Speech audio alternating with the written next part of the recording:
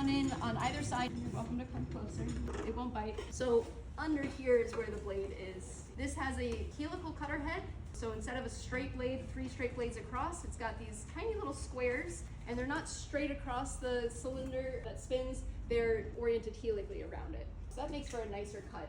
These are also nice because when you have a chip in one of these blades, they're a bunch of squares lined up next to each other. So if I have a chip in one of those blades, I can take that one square and rotate it, and then you put it back in. Versus if that blade has a chip in it along the length of that 6-inch blade, that whole blade needs to be sharpened or replaced. So the cutter head is here. There are 2 like conveyor belt like things that push down on either side of the wood as it's moving through here. That's where we get the snipe. Because when we first put our wood in, the first conveyor belt pushes down on it, then it moves towards the blade, and then the second conveyor belt evens out, which pushes the wood up into the blade a little bit more. So we get that snipe initially, and then there's also the opportunity for snipe on the other side, where the second conveyor belt lets go of the wood, so the wood kind of pops up a little bit right into the blade as it's moving out. We need to mitigate snipe, but you can't really eliminate it. I can adjust by turning this, I can adjust the height of this, and there's a measuring device on the front side here.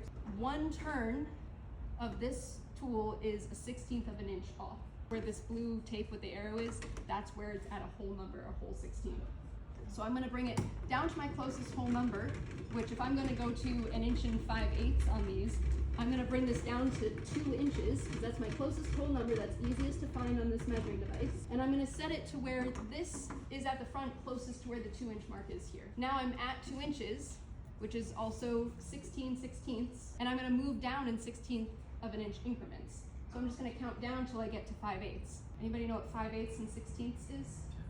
10/16, perfect. So I'm starting at 16, I'm gonna go 15, 14, 13, 12, good, 11, and 10. So now I should be at 1 inch and 5/8. I'm not gonna look at this measuring device because this is not set up like a normal ruler, and the lines aren't the length that they should be, and it's too confusing.